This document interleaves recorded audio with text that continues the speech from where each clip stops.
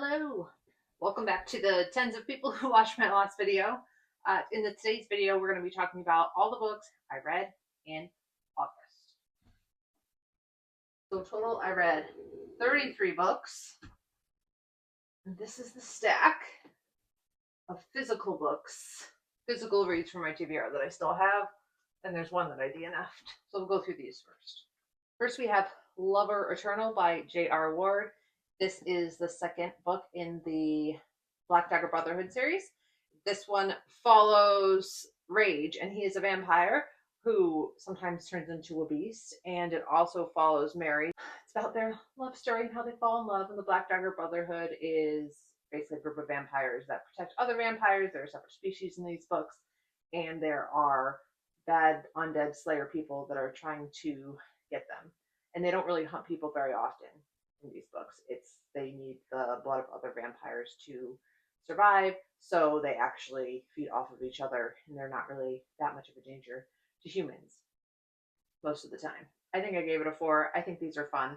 I always have a good time with them. This is one of the second one I've read, but they're like a nostalgic good time. They were written in 2006. Look at that. I was right. So these are always a good time for like a nostalgic paranormal romance. Next we have Before the Coffee Gets Cold, and this is about a cafe where you can go back in time to see anyone who has been to this cafe in the past, but you have to be done and finish your coffee before it gets cold, or you can turn into a ghost and there's some sort of consequences there, but you can't actually change anything that has happened. So it is like just to go back and relive memories and see the person one last time. So there's a couple of cute stories in here. It's a healing translated fiction, and I think I'm learning that may not be for me. I will give a few more a try, but I don't know if my cold heart can be warmed by healing fiction. I don't know, but maybe I'll give it 1 or 2 more tries. But this is a non-haul. The next one I have here is A Demon's Guide to Wooing a Witch by Sarah Hawley. I read the first one, which is The Demon's Guide or The Witch's Guide to something a demon, fake dating a demon, something like that. And I really enjoyed it, so I wanted to pick up the next one in the series. And this one follows a demon named Azeroth and a witch named Caladia. And this demon Azeroth has a memory issue. He doesn't remember a lot of his life, so it's the amnesia trope. And Galadriel is really into fitness and has mommy issues, and they get together, have to fight for demon half demon rights. So I thought this was okay. It was cute, but I didn't like it as much as the first one, so I think I gave it like a 2.5. This one I gave a 4. And this one I gave a 2-ish. I started reading the Robin Hobb Realm of the Elderlings, and this is the first book. This is Assassin's Apprentice. This follows young Fitz, and he is the bastard son of a prince. If you watched my previous video, you would already know that, and probably already know that because a lot of people have read this and enjoyed it. I have enjoyed Robin Hobb in the past. This was no different. I gave it 4 stars. Basically, following Fitz as he is taken under the wing of this keep after his mother's family kind of says, we can't deal with him anymore. One more mouth to feed. The prince can deal with his own bastard. He is taken under the wing of the houndsman of the keep, and he's trained up, and as he grows older, he learns about different magics that he's capable of. And in this one, learning about some power that's uprising and wars are coming, and so we'll see where it goes. But he has a lot of bad things happen to him. It's very sad, and I'm looking forward to the next book. So this was the first book in the Realm of the Elderlings I read, Assassin's Apprentice by Robin Hobb. Next, I have To Kill a Shadow. I didn't enjoy this one. I thought it's a young adult fantasy romance, and I thought it was okay as I started to read it, but I just really didn't care, so I ended up putting it down and DNFing, and I'm going to be also unhauling this one. Another one I really didn't like, The Violent Season, which is a young adult book. It's a young adult thriller, and it is about a town where it seems every November bad and violent things happen. And it's about these two friends who kind of seem to understand that that might be what's going on, and maybe it's paranormal, but I didn't really like any of the twists in here, or really the characters, or really anything about it. So I did finish it. I gave it 2 stars. Maybe it's more like a 1.5 for me. I will be unhauling it. There's much better, in my opinion, there's much better young adult thrillers out there. Towards the beginning of the month, I read The Immortalist by Chloe Benjamin. I really enjoyed this. This is about a family of siblings, 2 girls and 2 boys. It does have queer rep in here, which I really enjoyed. And it's about just their journeys along the way in their life. But it's called The Immortalist because in the beginning of the story, they actually go see a fortune teller. I don't know what they call her. Let's see, a psychic who claims to be able to tell anyone the day they will die. So they go there and they all get this date that they're going to die, and it's how they deal with that and the choices that they make. One of the brothers is gay and goes to San Francisco to live out his life, and it is in like the 70s and early 80s. So of course, then it kind of deals with the AIDS pandemic. If you don't want to read about that, I would recommend not reading this, but that storyline especially was just beautiful and heartbreaking. And then it follows the older sister and then the younger sister, as well as the older brother, and how, when given the date that they were given, it affects their life and what happens to them. And I gave this a 4-star. Ellie Bell, be quiet. I have to go let them out. I read What Moves the Dead as part of Full Moon Readathon by T. Kingfisher. And this is a horror, gothic-y horror retelling of The House of Usher. Brain fart there for a minute. And it is about a person comes to the manor because they got a letter that their friend is ill. So they want to go and see what's going on with them and visit them and maybe help. And lots of weird things are going on around the manor. And I don't want to give anything away because I definitely did spoil this one for myself. So maybe they get infected with something and maybe reanimate. I gave this one 4.5 stars. This month I also read The Handmaid's Tale. I had seen the show, but I never read the book, so I wanted to read the book. I think that the book has a lot of good merit to it. I think that the show almost sometimes feels like a trauma porn because it's just like so awful. And the book is so awful too, but it only takes you up into a certain point, which is the end of the first season. And I almost feel like it's better to not know the details. You know that this regime has ended by the end of the book, in the future is what you come to understand. So it's like you read it and it's horrible, but you know that it didn't last as long as it could have. So it's a little less bleak, I guess, than the TV show, but still pretty bleak. I gave that 5 stars. I read A Short Stay in Hell, which I also gave 5 stars.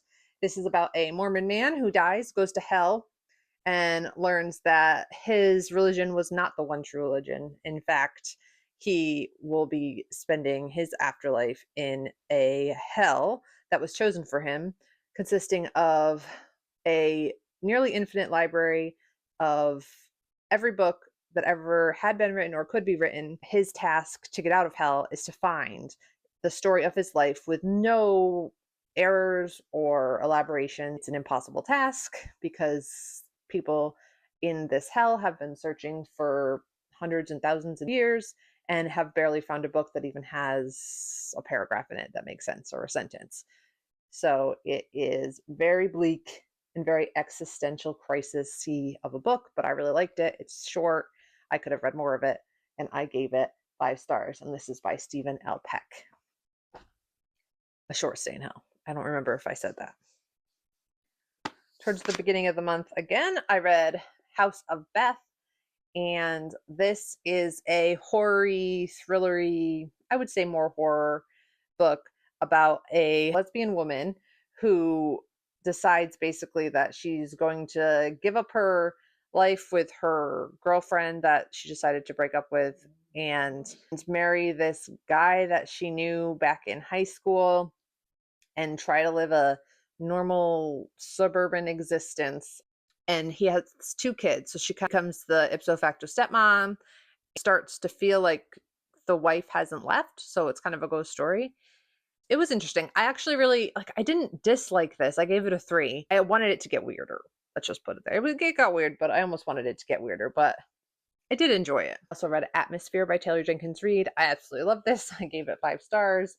I haven't almost cried in a book, reading a book in a while. I think the last time was maybe reading The Great Alone by Kristen Hanna, because all her books are designed to make you cry.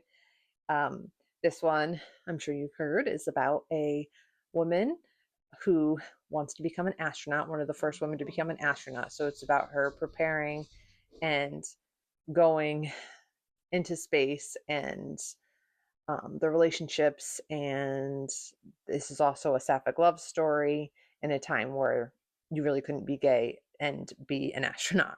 So I thought it was really, really good. I love the love story in here, and it did almost make me cry. Not quite, but it came very, very close. Next is Margot's Got Money Troubles, and this is by Rufi Thorpe. This is about a young woman, a 19-year-old woman who has an affair with her professor, and her married professor who has kids. She becomes pregnant, and for whatever reason, she decides she wants to have this baby. He tells her to have an abortion, but she doesn't end up doing that. And it's about her trying to figure out how she's going to support herself and her child. He decides to do OnlyFans, and it's basically has her grappling with how to do that successfully and dealing with people thinking that that's not a good idea, and her relationship with her mother and the relationship with her father, who's a pro wrestler and wasn't really in her life very much. And I thought this was great. It was funny. It was interesting. I liked the relationships in here. I loved her father and her roommate. Those relationships were so cute, and I did really enjoy it. And I gave it, I think, 4.5 stars. I really enjoyed Margot's Got Money Troubles. I kept on saying, how is a 19-year-old this mature? I mean, I guess she had to be. Another one of my favorites of the month is Bury Your Bones in the Midnight Soil. You've heard about this by V. Schwab. It's toxic lesbian vampires.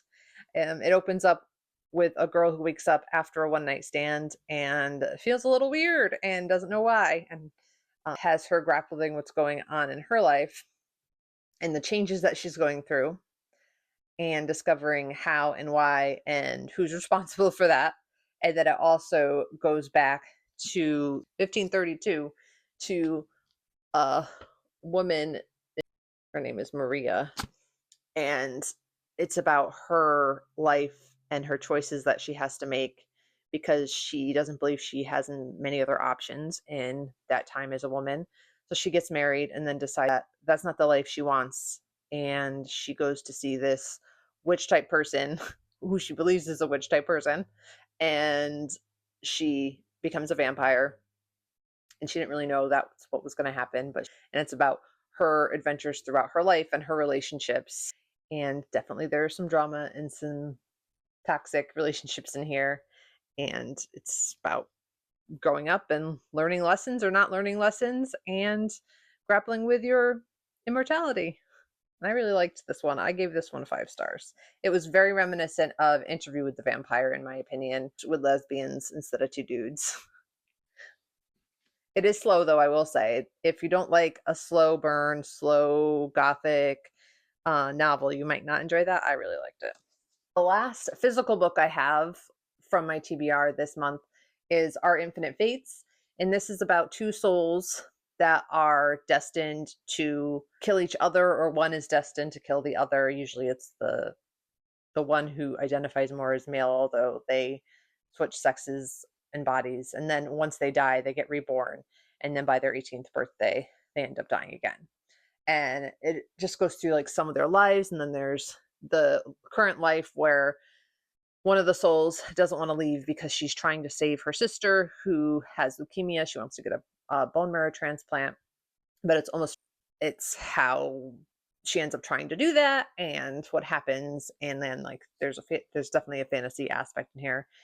and I thought this was okay. It is young adult. I think I would have liked this more if I was the target audience for this. It wasn't bad. I gave it 3 stars. The books. Sorry about the camera work for the rest of the video. My camera slipped and I didn't notice. That I read this month were either from the library, or they were ARCs, or they were on my Kindle. So I'll go through those as well. I First of all, let's go through the 2 I DNF'd. I DNF Never Flinch by Stephen King. I have read all the other Holly books. I had read Bill Hodges books, and I thought that Never Flinch talks a lot about abortion and terrorism, and I didn't really want to read about that right now, to be honest. Holly, I have enjoyed from the past, but she's very political, and I'm fine with that, but I just don't want to read about it right now. And Holly, at least, it had just a lot of pandemic stuff with it in it as well, and um, a lot of people didn't like that. I didn't mind it as much because the underlying mystery wasn't political really. It was like creepy old people.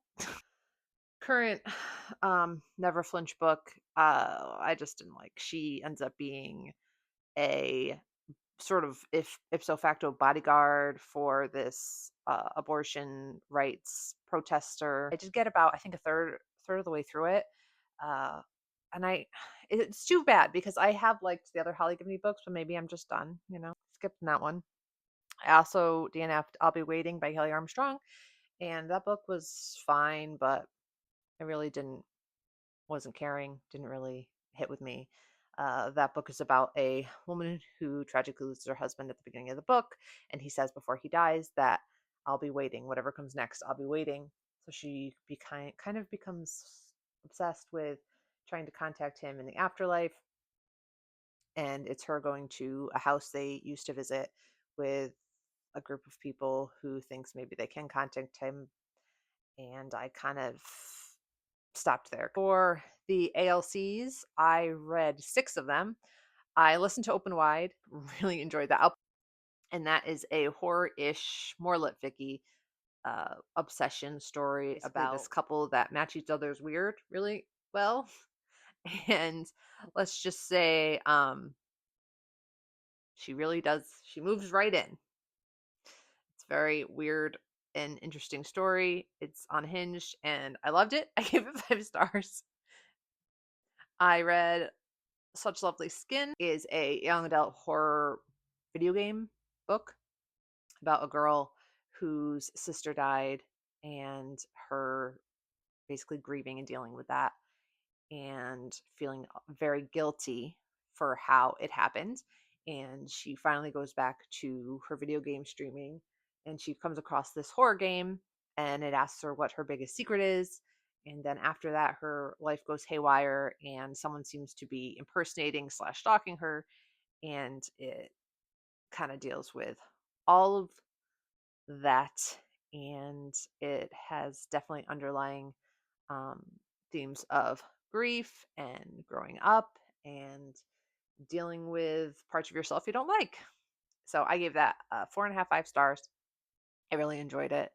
The next ALC I read was Psychosis Diagnosis. I had the ALC for that. That one came out a little while ago, but I didn't have a chance to listen to it. And that is a horror slash thriller. It's called Psychosis Diagnosis. I thought the audiobook was really, really well done. I didn't really know what to expect. It is set primarily in Australia, but also somewhat in New Orleans. And it's about a boy who lives um, in a broken down, slummy kind of area. His mom is not a good mother. She sells drugs. She does drugs. She doesn't know who the father or who his father is. And he starts to see this girl is part of a cult, a religious cult, and is talking about how she's going to be married off and she doesn't want to be, and she's been abused and she's been chained up and all these horrible things, and he wants to save her. So he goes next door, and they say, oh, we don't have a daughter, I don't know what you're talking about. And he ends up attacking the dad that's in the house next door, and he ends up going to a psych ward and they basically think he has psychosis. But there's a lot more involved in this book. There's different timelines, there's cults, there's witchcraft, there's sacrifices, human sacrifices. I really enjoyed it. I thought it was highly entertaining, and I highly recommend it. I gave that one 4 stars. Next ALC I read was They Fear Not the Men in the Woods. This is about a lesbian woman who, I think she's a lesbian. I think this book is gay. Now I'm not sure. Her father went missing in the woods. This takes place in, I believe, Washington State, but Pacific Northwest for sure. He has been missing for a long time, but she gets called and said that his body's been found. So she goes back home to try to figure out what happened to him. And so they go back into the woods, and the woods doesn't seem to want to let them leave. To be kind of like a folk horror, and the trees are possessed or something. We don't really know what's going on. And I like this one. It wasn't a new favorite or anything, but I think I gave it 3.5 stars. It was okay. I liked it. It's if it sounds interesting to you, then it's worth a read. The next ALC I read, I think I have 2 more, was Showstopper. And this is a new young adult horror, slasher horror, and it's about a bunch of kids that go to theater camp, and there's a lot of tropey theater camp stuff in there, and people start to die, and they're being killed by people in theater masks. Go through the book finding out why that's happening and who does it. It's a teen slasher. It was fun. It was campy. I wish it was campier. I wish it leaned into the camp and the cringe of being a theater kid a little bit more. But I thought it was a good young adult slashers, and I gave it 3 stars. The last arc that I listened to, this one I listened to, was Awakened, and this is about a future where people have gotten chips put in their brains to make it so they don't need to sleep much. Some of these people have become vampire, zombie-esque type creatures, and one day the people that have developed this, they developed it, I guess, in the Tower of London for some reason, and they're all locked in there trying to figure out what's going on after the apocalypse has taken over, and these sleepless have taken over the world since so many people had these chips in their brains. I liked this one. I read it because I really liked the raven on the cover, and how the raven artwork has like the Tower of London on the back of it, on the top of it. I didn't really like the writing style of this so much, but I thought it was interesting, and I gave it 3 stars. Next books that I only read on my Kindle, I read The Yellow Wallpaper, which is a classic short-ish story. I think it's under 100 pages, about a woman who has a baby and then is locked up in a room. Her husband is a psychologist and tells her that she is stressed and she needs to rest. She has postpartum depression, probably. And since they are making her stay in this bedroom with this yellow wallpaper that she hates, the wallpaper starts to slowly actually drive her crazy. What else? I read Broken by Daylight, and that is part of the Beast of Briar series. It is the 4th book, yes, because the 5th one's not out yet. And I really like that series. It's very entertaining, very spicy. I continued to enjoy it, and I believe I gave that one 4 stars. Maybe I gave it 5, because it's Dayton's book, and how can you not love Dayton? I read Deep Cuts, and this is a book about 2 musicians and writing music and falling in love and out of love and writing music together and trying to write music not together. And it's their journey, and I really enjoyed it, and I gave it 4.5 stars. That was from the library. That wasn't from my Kindle. I read Wild Side, and that is an Alt Silver book, and it is the 3rd book in, not Chestnut Springs, it's the other one, Rose Hill. Yes, it is the 3rd book in the Rose Hill series, and it follows, oh, now I'm not going to be able to remember their names. I don't have the book in front of me. Reese? No. Aha! I was right. It is Reese. I was like, Reese? Is it Reese? like in Akatar? Yes, it is Reese. Reese and Tabby. Reese is a pro wrestler who rents out a room to Tabby's sister, who is an addict and has a son, and she dies, and she leaves the son to Reese instead of Tabby, who is her sister. And it's Tabby and Reese's love story. I really liked this a lot. I love Reese. I love how like big and brawny and gruff he is, but he's really just a little teddy bear. And I give it 4 stars. Again, I read Ghostwriter by Julie Clark. That is a thriller book, and it follows a woman who doesn't really have the greatest relationship with her father. It's mostly no contact. He was a writer, and people in the town that he grew up in feel that he killed his brother and his sister, but he was found not guilty. And he wants her to go back and write the true story about what happened because he is suffering from early onset dementia. And so she goes back and tries to find out what really happened. And it follows her trying to solve the mystery of what really happened that night. I liked it. I thought it was a solid thriller. I gave it 4 stars. I read it for Gabby's book troop, and it was, but I thought it was good. Let's see. I read another thriller, The Villa by Rachel Hawkins, because it just happened to be available on Libby. And this one is basically about toxic female friendship. And it's the end of the book. I'm like, really, really, woman, really? That's how this is gonna end.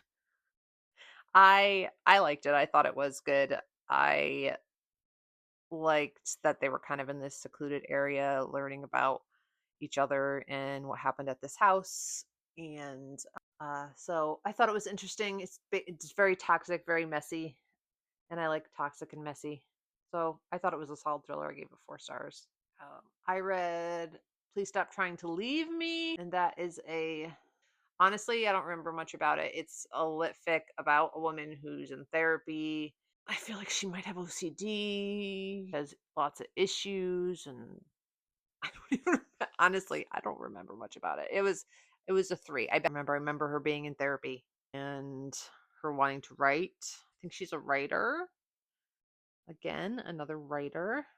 Yeah, I don't remember. Let's just call it a 3. Also read Caught Up, and it's the sequel book to Lights Out, but following a different couple. It follows Junior and another woman who does cam girly type, yeah, like OnlyFans type stuff, and it's their troubled love story. And I liked it. I'm not going to say much about that one. It was fine. It was a smutty good time. I think I gave it a 3.5, 4 star.